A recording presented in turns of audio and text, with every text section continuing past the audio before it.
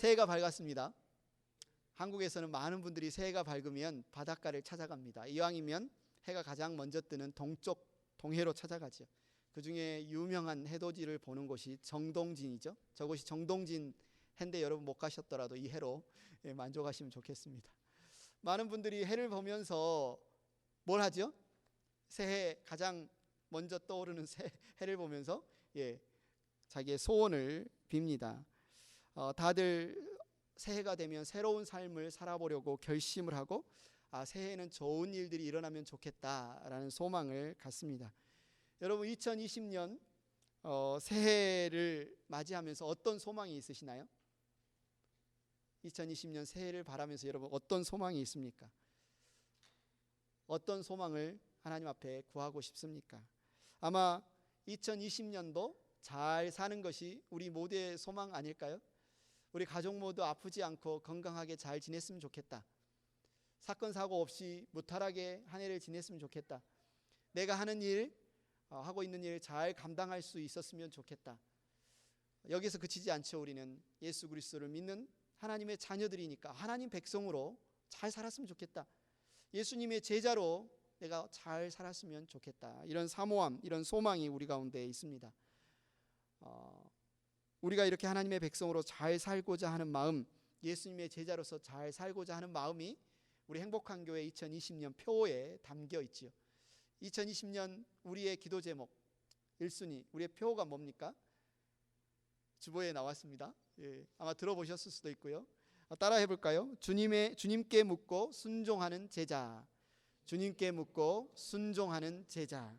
주보에 보면 이제 세 가지, 주님께 묻고 순종하는 제자의 삶을 위해서 세 가지의 우리의 기도 제목을 올려놨습니다. 행복한 공동체가 올 한 해 한마음 한뜻으로 주님께 겸손히 묻는 교회로, 그리고 주님의 응답을 믿는 교회로, 주님의 말씀에 순종하는 교회로 살아갈 수 있기를 축원합니다. 우리가 주님의 제자로 살아가는 이 삶을 우리가 기대하고 꿈꿀수록 제 가운데는 그런 상상을 한번 해보는 것 같아요. 나도 예수님의 제자들처럼 예수님과 함께 3년 동안 동고동락했으면 내가 얼마나 더 잘 믿었을까, 내가 얼마나 더 믿음 생활 잘했을까, 이런 아마 꿈을, 상상을 여러분 해보지 않습니까? 예수님 직접 보고, 예수님 직접 만나고, 예수님께 묻고, 예수님께 직접 들을 수 있었다면 얼마나 좋았을까? 그런 상상 해보신 적 있으세요? 저만 해봤습니까? 종종 그런 이야기들을 듣습니다. 나중에 늦게 어른이 되어서 하나님의 은혜로 신앙생활 하신 분들이 너 주일학교도 다녔었니? 교회 주일학교도 다녔었어 당신은? 너무 부럽습니다. 나도 그때 주일학교 생활했었다면 얼마나 좋았을까? 나는 어렸을 때 교회 못 다녀봤는데. 또 그러죠. 유스 청소년들을 보면서 나도 예수님 안에서 나의 청소년기를 보냈었다면 얼마나 좋았을까? 나도 그때 유스 때 우리 유스들처럼 그렇게 하나님 말씀 앞에 서 있었다면 얼마나 좋을까? 아마 이런 생각을 해보는 것 같습니다. 주님을 직접 뵈고 싶다는 소망은 주님을 믿는 신자라면 누구나 다 갖는 소망이 아닐까요? 주님을 뵙고 싶은 그 소망의 마음속에는 나도 정말 주님을 닮고 싶다라는 소망이 있고, 거기서 그치지 않고 천국에 대한 기대와 소망도 우리 마음 가운데 있는 것 같아요. 그래서 사도 바울도 고린도전서 13장 12절에 보면 이렇게 고백을 합니다. 지금은 우리가 거울로 영상을 보듯이 희미하게 보지만은 그때에는 얼굴과 얼굴을 마주하여 볼 것입니다. 지금은 내가 부분밖에 알지 못하지만은 그때에는 하나님께서 나를 아신 것과 같이 내가 온전히 알게 될 것입니다. 우리가 주님을 뵙고자 하는 열망이 있는데, 그 열망에서 어쩌면 직접 주님을 만났으면 내가 훨씬 더 신앙생활을 잘하지 않았을까, 내가 오늘 훨씬 더 기쁘지 않을까, 이런 생각을 하지만 우리가 냉정하고 솔직하게 한번 우리 자신에게 한번 질문을 해볼까요? 우리가 예수님 당시에 그 시대에 살았다면 제자들처럼 그렇게 반응할 수 있었을까? 아침 일찍 일어나서 새벽에 도넛을 튀기고 있는데 예수님이 문을 열고 들어와서 자, 도넛 튀기는 거 내려놓고 내가 너를 사람 낚는 어부가 되게 만들 테니까 나를 따라와라, 석이나 가자 라고 부르면 여러분 그 자리에서 하던 일 탁 내려놓고 예수님을 따를 수 있으셨을까요? 아마 여기에 많은 분들은 따를 수 있었을 것 같은데 제가 과연 그 부르심에 바로 응답할 수 있었을까? 아마도 예수님을 따르던 무리들보다는 나중에 빌라도 법정 앞에서 손을 들고 외치면서 십자가에 못 박으라는 그 군중들의 가운데 있지는 않았을까? 죄인인 나를 보면 그럴 가능성이 높지 않았을까? 그런 생각이 듭니다. 뿐만 아니라 만일에 하나 내가 예수님의 그 부르심에 즉시 따랐다 할지라도 정말 매일매일의 나의 삶이 감사와 기쁨이 충만한 그런 삶이었을까? 제자들을 보십시오. 제자들이 정말 예수님을 따르면서 날마다 기쁘고 날마다 감사하고 그런 삶을 살았나요? 우리가 잘 아는 것처럼 예수님과 3년 동안 동고동락하고 먹고 자고 보고 듣고 따랐던 예수님의 제자들조차 예수님이 잡히시던 마지막 날 밤에 어떻게 했죠? 목숨아 나 살려라 하고 주랭랑을 쳤죠. 모두가 다 주님을 버려도 나는 주님을 버리지 않겠습니다 약속했던 베드로마저도 예수님의 이름을 저주하면서 3번이나 부인했습니다. 우리가 삶이 힘들고 지치고 팍팍하고 믿음 생활 어려울 때 그런 상상을 해봅니다. 내가 예수님을 직접 볼 수 있다면, 내가 예수님의 그 기적을 직접 경험한다면 내가 훨씬 더 예수님을 잘 믿을 텐데. 여러분 예수님을 보고 싶은 그 이유가 무엇인가요? 왜 예수님을 보고 싶은 거예요? 왜 예수님을 만나고 싶습니까? 매일매일 우리가 살아가면서 하나님의 살아계심을 알지만 왠지 오늘이 불안하고 내일이 답답할 때 예수님이 직접 나타나셔서 말씀하시면 훨씬 내가 믿음을 더 잘 가질 수 있을 텐데, 이런 불안함 때문에 예수님을 만나고 싶어 하시는 분도 계시고, 또 어떤 분들은 내가 아무리 기도하면서 예수님의 살아계심을 전하고 복음을 전해도 믿지 않는 가족들, 친지들, 이웃들, 지인들을 보면 예수님이 그들 앞에 짠 나타나셔서 내가 살아계신 하나님이다 말씀만 해주시면 그들이 회개하고 돌아와서 예수님 더 잘 믿을 텐데, 이런 마음 때문에 예수님 믿고 싶지 않으십니까? 그런데 성경을 보면 우리뿐만 아니라 이집트에서 탈출한 이스라엘 백성들, 광야의 이스라엘 백성들 가운데도 하루하루를 살아가면서 하나님께 부름받았고 하나님께 구원받아서 살아가면서도 그 마음속에 이런 불안함이 있었어요. 두려움이 있었습니다. 그래서 모세가 그들 앞에 눈앞에 떡하니 자리 잡고 그들에게 하나님의 말씀을 대언하고 그들을 인도할 때는 그나마 괜찮았는데, 어느 날 모세가 눈앞에서 사라졌어요.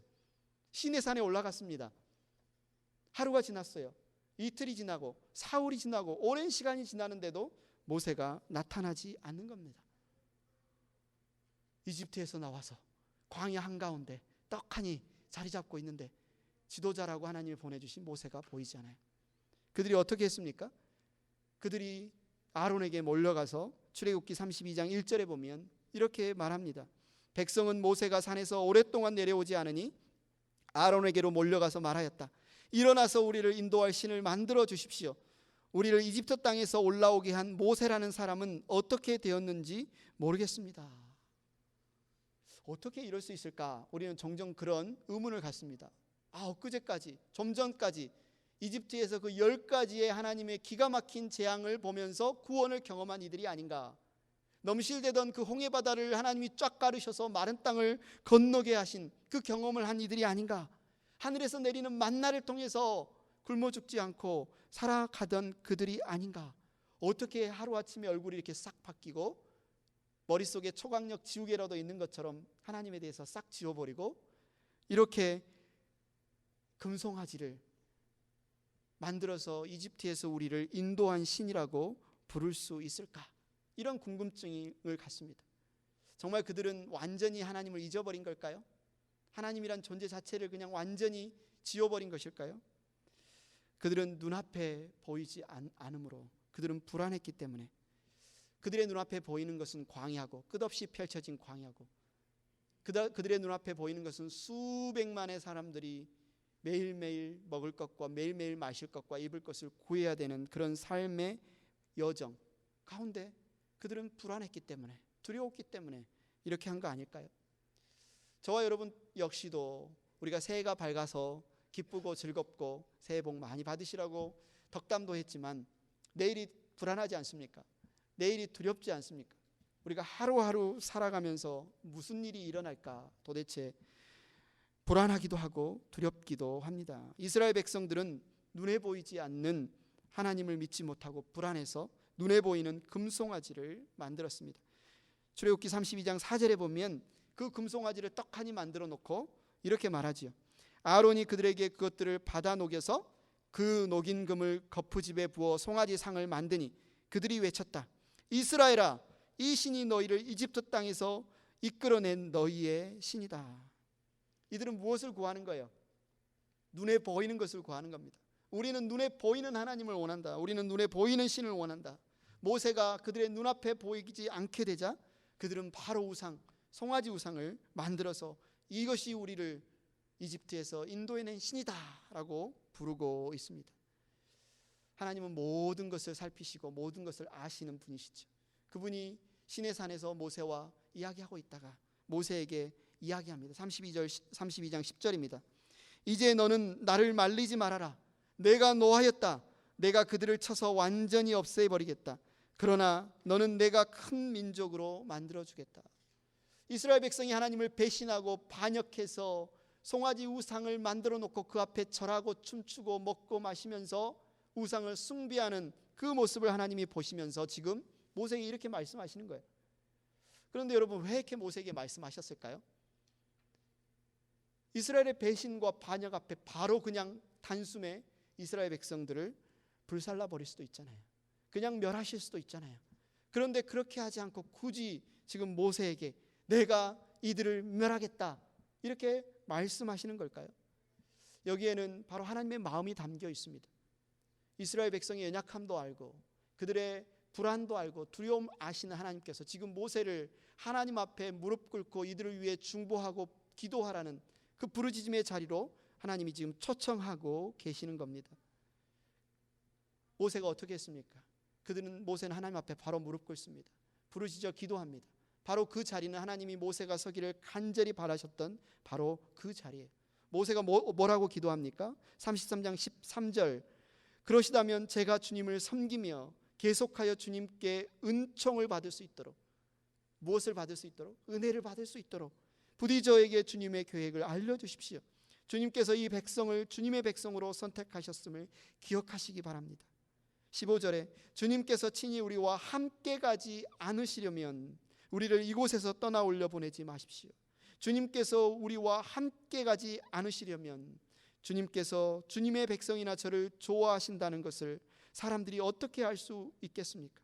주님께서 우리와 함께 계심으로 저 자신과 주님의 백성이 땅 위에 있는 모든 백성과 구별되는 것 아닙니까? 모세는 지금 무엇을 위해 부르짖고 있어요? 하나님의 은혜를 위해 부르짖고 있습니다. 하나님, 제가 어떻게 하나님의 은혜를 받을 수 있습니까? 우리가 어떻게 하나님의 은혜를 받을 수 있습니까? 알려주세요.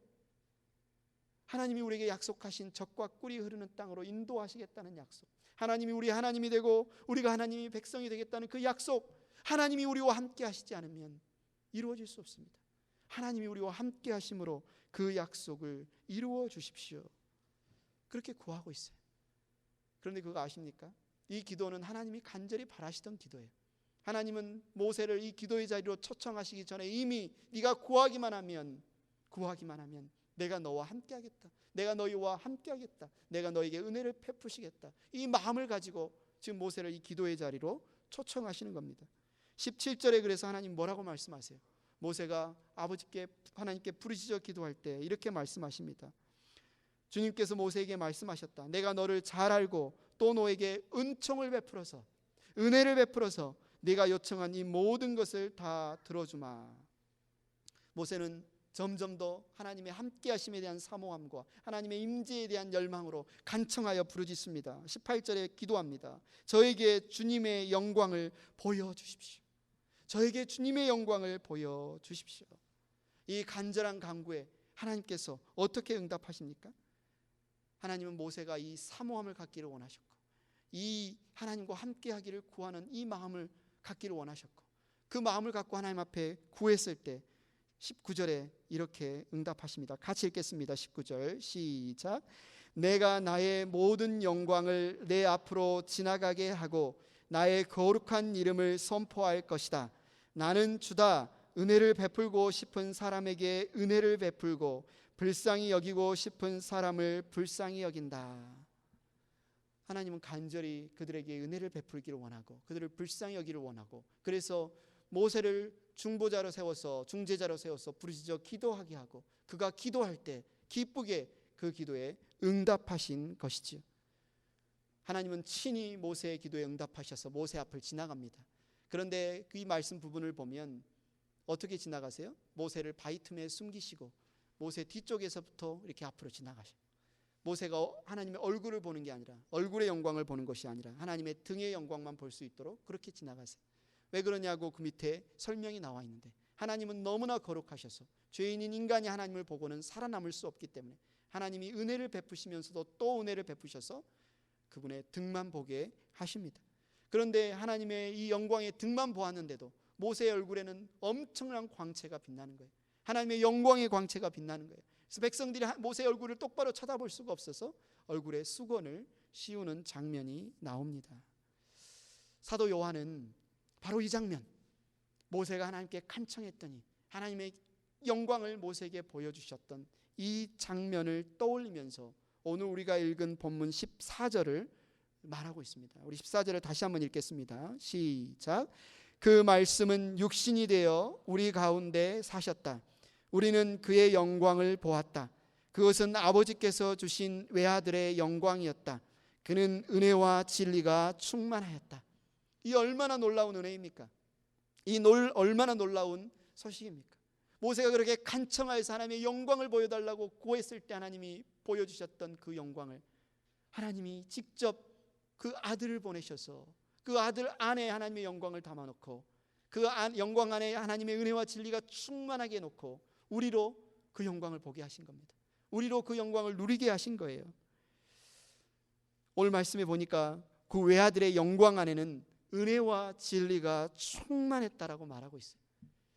육신을 입고 이 땅에 오신 우리 주 예수 그리스도 안에 충만한 영광, 그 영광 안에 충만한 은혜와 진리, 이 말은 도대체 무슨 말일까요?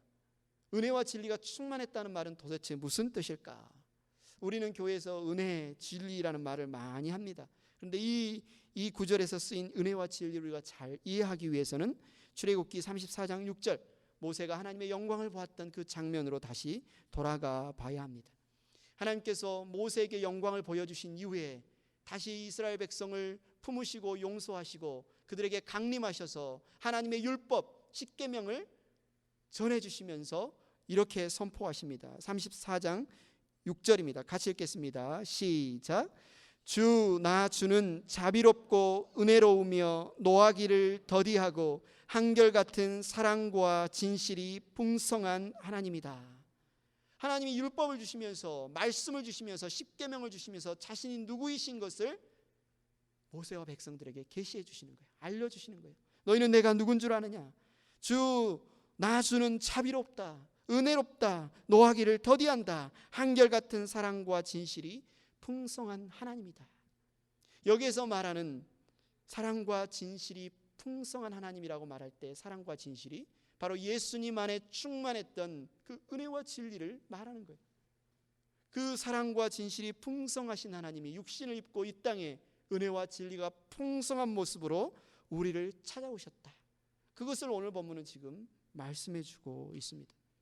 그래서 사도 요한은 오늘 본문 17절에서 하나님의 영광 대신 예수님에 대해서 이야기를 하면서 소개하면서 갑자기 율법 이야기를 해요. 17절을 보세요. 율법은 모세를 통하여 받았고 은혜와 진리는 예수 그리스도로 말미암아 생겨났다. 언뜻 보기에 신약 성경에서 자주 대조해서 설명하는 율법과 은혜, 이것을 비교해서 설명하려는 말씀이 아닌가 이렇게 볼 수도 있어요. 그런데 오늘 문맥을 쭉 이야기하는 그 문맥을 살펴보면 요한은 지금 율법을 받을 당시 모세에게 임했던 하나님의 영광, 그 영광을 지금 떠올리게 하기 위해서 이 장면을 이야기하는 거죠. 하나님의 말씀을, 하나님의 율법을 10계명을 이스라엘 백성들에게 주실 때 모세에게 충만하게 임했던 그 영광, 그러나 이제 그 영광이 예수 그리스도, 말씀이신 예수 그리스도, 그분이 육신이 되어서 우리 가운데 오심으로 우리 가운데 그분의 영광이 충만하게 임했다. 사랑과 진실의 영광, 은혜와 진리의 영광이 바로 우리 가운데 찾아오셨다. 우리와 함께 사시려고, 우리 가운데 거하시려고, 우리 가운데 그 영광을 보여주시려고 우리 주 예수 그리스도께서 우리 가운데 찾아오셨다. 지금 이 이야기를 하고 있는 겁니다. 왜 사도 요한은 모세의 영광, 모세가 경험한 그 영광과 예수 그리스도 그분의 영광을 연결시켜서 우리에게 말하고 있을까요? 하나님께서 우리에게 영광을 보여주시기를 기뻐하시는데, 하나님께서 우리에게 영광을 보여주시기를 기뻐하시는데 누구를 통해서? 하나님의 아들 예수 그리스도를 통해서 우리에게 영광을 보여주시기를 기뻐하신다. 그래서 오늘 보면 18절에 이렇게 정리하고 있습니다. 같이 읽겠습니다. 시작. 일찍이 하나님을 본 사람은 아무도 없다. 아버지 품속에 계신 외아들이신 하나님께서 하나님을 알려주셨다. 아멘. 예수님을 통해 하나님을 알려주셨대요. 예수님을 통해 하나님의 영광을 보여주셨다. 예수님을 통해 하나님이 얼마나 사랑과 진실이 풍성하신 분이고 은혜가 풍성하신 분이고 은혜와 진리가 가득하신 분이신지를 우리에게 보여주셨다라고 말합니다. 하나님의 아들이 육신이 되어 우리 가운데 오신 것이 왜 저와 여러분의 오늘 삶에 그렇게 소중할까요? 왜 은혜와 진리, 사랑과 진실이 충만하신 예수님이 우리 가운데 함께 거하시는 것이 저와 여러분에게 그렇게 중요할까요? 누군가는 이렇게 말할지도 모릅니다. 아니, 나의 비즈니스가 너무 힘들어서 좀 도와달라고 하나님 보고 싶다고 기도했더니 은혜와 진리가 충만하신 예수님을 바라봐라. 왜 그렇게 이야기하나요? 너무 뜬구름 잡는 이야기 아닌가요? 아니, 하루하루 사는 게 힘들어서 아니죠. 예. 하루하루 사는 게 힘들어서 하나님 도와주세요. 저 좀 만나주세요. 그렇게 이야기했더니 이 문제 좀 해결해 주세요. 그렇게 말했더니 왜 은혜와 진리가 충만하신 예수님을 바라보라. 지금 그 이야기하고 있나요? 어떤 분들은 이런 말씀을 들을 때 답답하고 힘들어합니다. 이 말이 실제적이지 않다. 우리 현실의 문제를 해결해 주지 못하는 뜬구름 잡는 소식이다. 나는 오늘 당장 먹고 살기 힘들어서, 나는 오늘 당장 아프고 죽을 것 같아서 하나님 도와주세요. 살려주세요. 힘주세요. 라고 기도하는데 왜 나에게 육신을 입고 이 땅에 오신 하나님이신 예수님을 바라봐라. 왜 사랑과 진실이 풍성하신 예수님을 바라봐라. 그런 이야기는 하고 있나? 답답하다. 뭐 이렇게 생각하시는 분이 있을 수 있습니다. 너무 추상적인 답인 것 같다. 이렇게 생각하실 수도 있어요. 그런데 여러분 한번 솔직하고 정직하게 우리 자신에게 한번 질문을 해볼까요? 여러분 얼마 필요하세요? 여러분 얼마면 되겠습니까? 과연 여러분이 얼마나 많은 돈이 있어야 내일이 전혀 불안하지 않고 전혀 두렵지 않을 수 있을까요? 그게 가능할까요? 여러분이 갖고 싶은 만큼 그 돈을 다 가진다면 과연 내일이 여러분 전혀 불안하지 않고 전혀 두렵지 않겠습니까? 오늘을 살아가면서 오늘 건강하고 모든 일이 잘 되고 자녀들 걱정 없이 산다고 해서 과연 내일에 대한 불안과 두려움이 여러분 완전히 사라지겠습니까? 떠오르는 새해를 보면서 많은 사람들이 소원을 빌었을 텐데 그들이 빌었던 모든 소원들이 다 이루어진다고 해서 그들 안에 있는 불안과 두려움이 정말 눈 녹듯이 사라질 수 있을까요? 솔직하게 아니잖아요. 아무리 많이 가져도 오늘 아무리 잘 살아도 불안하고 두려움이 우리 가운데 우리를 붙잡고 있는 것을 알고 있습니다. 그렇다면 우리를 붙잡고 있는 이 불안과 두려움에서 자유로워져서 하루하루 정말 기쁘고 평안하게 살 수 있는 길이 무엇입니까? 그 길이 무엇이에요? 우리는 알고 있습니다. 간단해요. 이 세상에서 가장 능력 있는 분, 이 세상에서 그 마음의 뜻하신 바를 반드시 이루시는 분, 알지 못하는 것이 없고 모든 것을 알고 계신 분, 모든 역사를 주관하시는 분, 그분이 우리를 사랑하시고 우리를 버리지 않고 우리를 떠나지 않고 우리와 함께 하신다는 그 증거만 확실하다면, 그 사실만 확실하다면 우리가 불안해할 필요가 없죠. 주님의 돈이 다 우리의 것이고 주님의 힘이 우리의 힘이고 주님이 우리를 보호하시고 주님이 우리를 인도하시고 지키시는 게 확실하다면, 그분이 우리를 사랑하셔서 우리를 버리지도 않고 우리를 떠나지도 않는 증거가 우리에게 있다면 우리가 불안해할 필요가 없죠. 두려워할 필요가 없습니다. 그런데 오늘 성경은 뭐라고 우리에게 이야기하는 거예요? 그 증거가 있다. 그 확실한 증거가 하나님의 아들이 육신에 몸을 입고 우리에게 오셨다. 은혜와 진리와 사랑과 진실이 풍성하신 하나님이 우리와 함께 사시려고 우리를 찾아오셨다. 십자가에 죽기까지 우리를 버리지 않으신다. 그분이 죽음을 이기시고 부활하셔서 우리를 떠나지 않으신다. 모든 질문의 답은 오직 예수 그리스도다. 이렇게 우리에게 지금 말씀하고 있는 겁니다. 예수님께서 마태복음 6장 31절에 여러분에게 뭐라고 말씀하십니까? 같이 한번 읽어볼까요? 시작. 그러므로 무엇을 먹을까, 무엇을 마실까, 무엇을 입을까 하고 걱정하지 말아라. 왜 걱정하지 말라고 하는 거예요? 무엇을 먹을까, 무엇을 입을까, 무엇을 마실까 너희들 일이 아니야. 그것은 너희들의 소관이 아니야 라고 말씀하시는 거예요. 그러니까 우리 보고 걱정하지 말라고. 이거는 하나님 일이야. 이건 주님이 하실 일이야. 너희가 할 일이 아니야 라고 말씀하시는 겁니다. 우리가 할 일은 뭐예요? 32절 같이 읽겠습니다. 시작. 이 모든 것은 모두 이방인들이 구하는 것이요 너희의 하늘아버지께서는 이 모든 것이 너희에게 필요하다는 것을 아신다. 하나님을 찾는 자들은 하나님이 살아계시고 자기를 찾는 자들에게 상 주시는 이심을 믿어야 한다고 했어요. 우리가 할 일은 뭐예요? 하나님을 믿는 겁니다. 하나님이 우리 아버지시고 하나님 우리의 모든 필요를 알고 계시고 우리를 사랑하시는 아버지께서 우리의 필요의 때에 맞춰서 공급하신다는 사실을 믿는 것, 그 일이 우리 일이에요. 무엇을 먹을까, 무엇을 입을까, 무엇을 마실까는 우리 아버지가 책임지실 일이고 우리가 할 일은 하나님을 믿는 일이에요. 그래서 33절에 이렇게 말씀하지요. 같이 읽겠습니다. 시작. 너희는 먼저 하나님의 나라와 하나님의 의를 구하여라. 그리하면 이 모든 것을 너희에게 더하여 주시리라. 하나님이 하신 일은 이 모든 필요를 더하여 주시는 일이고 우리가 할 일은 하나님의 나라를 구하는 일이에요. 무슨 말입니까? 하나님의 나라를 구한다. 하나님의 다스리심, 하나님의 통치하심, 하나님이 나의 왕 되셔서 말씀하시는 대로 우리가 믿고 순종하는 것은 우리가 할 일이고요. 그의 의를 구한다는 것은 무슨 말이에요?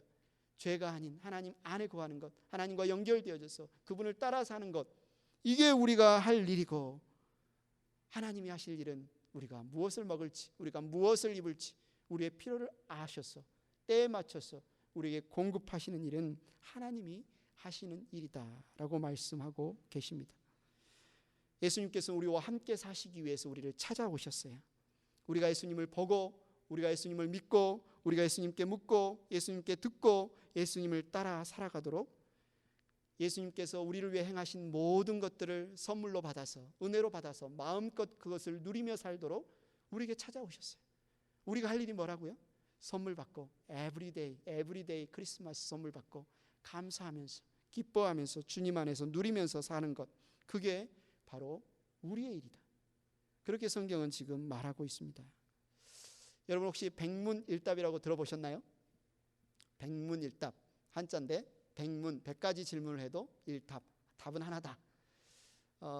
저와 우리 집사람이 이제 대학생 때 한국대학생 선교회라는 선교단체에서 활동을 했는데 그곳에서 김준고 목사님이 여름 수련회 때 대학생들을 모아놓고 집회를 하시면 항상 단골로 물었던 질문이 바로 이 100가지 질문을 묻고 우리들은 이제 뭐라고 대답하냐면 예수 그리스도, 답을 딱 이 한 가지만 이야기를 하는 겁니다. 그래서 100가지를 물어도 답은 예수 그리스도. 오늘 제가 한번 이거를 해보기를 원하는데 여러분 예수 그리스도 이 답만 하십시오. 그래서 아마 목이 좀 잠기신 분도 있을 수 있으니까 한번 연습 3번만 한번 해보겠습니다. 시작하면 예수 그리스도를 3번 하는 거예요. 시작. 예수 그리스도, 예수 그리스도, 예수 그리스도. 좋습니다. 준비가 되셨어요. 그럼 제가 질문을 하면 여러분이 답을 예수 그리스도라고 답하시면 됩니다. 우리 생의 주인이 누구입니까? 우리 삶의 이유가 무엇입니까? 우리가 왜 여기에 있습니까? 여러분의 인생 목표는 무엇입니까? 어떻게 하면 죄 사함을 받습니까? 어떻게 영원한 생명을 얻을 수 있습니까? 어떻게 미움을 사랑으로 바꿀 수 있습니까? 어떻게 절망에서 소망이 생길 수 있습니까? 병든 사람에게 전해줄 메시지는 무엇입니까? 죽어가는 사람들에게 전해줄 메시지는 무엇입니까? 행복한 가정이 되는 비결이 어디에 있습니까? 좋은 아버지, 좋은 어머니가 되는 비결이 어디에 있습니까? 좋은 자녀가 되는 비결이 어디에 있습니까? 부자가 들어야 할 메시지가 무엇입니까? 역사의 주권자는 누구입니까? 가난한 사람들이 들어야 할 메시지는 누구입니까? 길이요 진리요 생명 되신 분은 누구입니까? 누가 우리의 아픔을 아십니까? 누가 우리의 고민을 해결하십니까? 우리를 죽도록 사랑하시는 그분의 이름은 누구십니까? 우리가 죽도록 사랑해야 될 그분의 이름은 누구십니까? 100가지는 안 할게요. 여기만 할게요. 질문이 뭐예요? 무슨 질문이든지 답은 뭐예요? 오직 예수 그리스도. 여러분, 어려움 가운데 있는 분들을 만났을 때 여러분 무슨 조언을 해주십니까? 그들에게 무슨 말을 합니까? 힘내, 시간이 약이야, 뭐 좋은 날이 오겠지, 이 정도 하십니까? 아니요. 여러분, 힘든 일을 겪는 분들을 볼 때 여러분 예수님을 바라봅시다. 예수님을 바라보세요. 예수님이 답입니다. 이 말을 해줄 수 있기를 바랍니다. 여러분의 인생을 통해서 예수님이 어떻게 답이셨는지, 어떻게 예수님이 역사하셨는지 여러분의 삶을 통해서 간증하시면서 예수님을 바라봅시다 라고 말하기 바랍니다. 솔직히 우리가 연약해요. 힘들어요. 불안해요. 저도 불안합니다. 저도 낙심할 때가 있어요. 하지만 예수님이 우리를 놓지 않으세요. 우리가 살아가는 이 세상, 많은 분들이, 경제학자들이나 정치학자들이 미국의 2020년 새해를 막 평가를 하죠. 미국의 5대 경제적인 불안 요소가 있다, 뭐 여러 가지 하면서 경제가 뭐 좀 더 침체될 수도 있다, 무역 분쟁이 가속화될 수도 있다, 여러 가지 이야기하지만, 그러나 이 모든 주권이 바로 우리 주님 아래 있다는 사실을 우리는 알고 있습니다. 하루도 버틸 힘이 없을 정도로 가끔은 우리 자신에 대해서 실망하고 낙심할 때에도 우리 주님은 우리를 놓지 않으세요.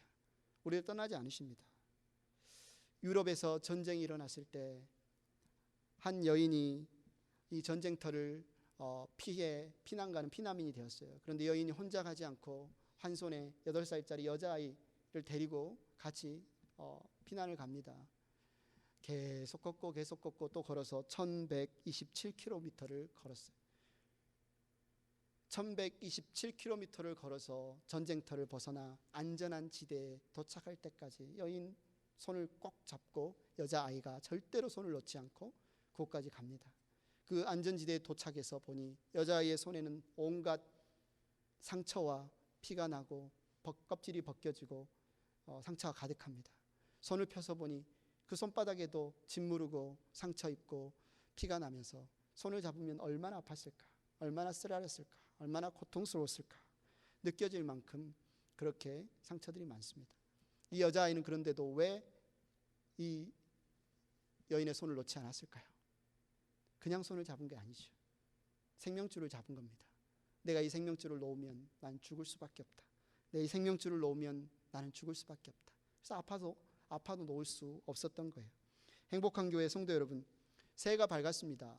우리 가운데 기쁜 일들도 있겠지만 힘들고 어려운 일들도 분명히 있을 겁니다. 그러나 여러분 불안해하지 마시고 두려워하지 마십시오. 여러분과 함께 하시는 예수님을 바라보십시오. 예수님의 손을 붙잡으십시오. 나는 예수님의 손을 붙잡고 있다고 그렇게 믿고 나아갔는데 내 삶을 돌아볼 때마다 우리는 시편 기자의 고백을 할 수밖에 없습니다. 시편 73편 23절 같이 읽겠습니다. 시작. 그러나 나는 늘 주님과 함께 있으므로 주님께서 내 오른손을 붙잡아 주십니다. 나는 주님의 손을 붙잡았다 생각했던데 돌아보면 주님이 내 손을 붙잡았구나. 주님이 강한 팔로 나를 붙드셨구나. 내가 주님의 손을 붙잡은 게 아니라 주님이 나를 놓지 않았구나. 주님이 나를 붙들고 계셨구나. 주님이 나를 떠나지 않았구나. 이 사실을 우리는 늘 경험하게 됩니다. 불안하고 답답한 중에 하나님의 임재와 도우심을 간절히 구하는 이들에게 우리는 외쳐야 합니다. 예수님만 바라보세요. 누군가는 이 대답이 동문서답 같고 너무나 상투적인 말 같고 뜬구름 잡는 소리처럼 그렇게 들릴 수도 있지만 아닙니다. 모세를 보십시오. 너무나 답답하고 너무나 두려워서 그렇게 하나님의 역사하심 가운데 여기까지 왔는데 오늘 몰살당하고 오늘 심판당해 죽을 수도 있는 이 상황 가운데서 모세가 하나님 앞에 어떻게 구했습니까? 하나님 은혜를 내려주십시오. 하나님이 누구신지 기억해 주십시오. 하나님 우리를 떠나지 마십시오. 우리와 함께 해 주십시오. 하나님 어떻게 응답하셨어요? 출애굽기 34장 6절 이렇게 응답하셨습니다. 같이 읽겠습니다. 시작. 주 나 주는 자비롭고 은혜로우며 노하기를 더디하고 한결같은 사랑과 진실이 풍성한 하나님이다.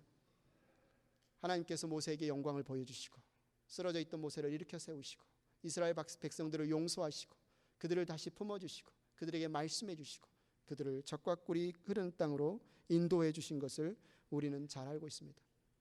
행복한 교회 성도 여러분, 주님의 영광을 보고 싶으십니까? 주님의 영광을 보고 싶으십니까? 사도 요한은 주님의 영광을 사모하는 우리에게 오늘 14절 말씀을 선포하고 있습니다. 우리는 그의 영광을 보았다. 그것은 아버지께서 주신 외아들의 영광이었다. 그는 은혜와 진리가 충만하였다. 이 약속이 우리를 일으켜 세울 수 있습니다. 어떤 순간, 어떤 상황, 어떤 어려움이 닥쳐와도 행복한 교회 형제 자매 여러분, 2020년 우리 주 예수 그리스도 안에서 사랑과 진실이 풍성하신 예수님, 은혜와 진리가 충만하신 그 예수님 안에서 이 영광 안에서 믿음으로 승리하기를 축원합니다.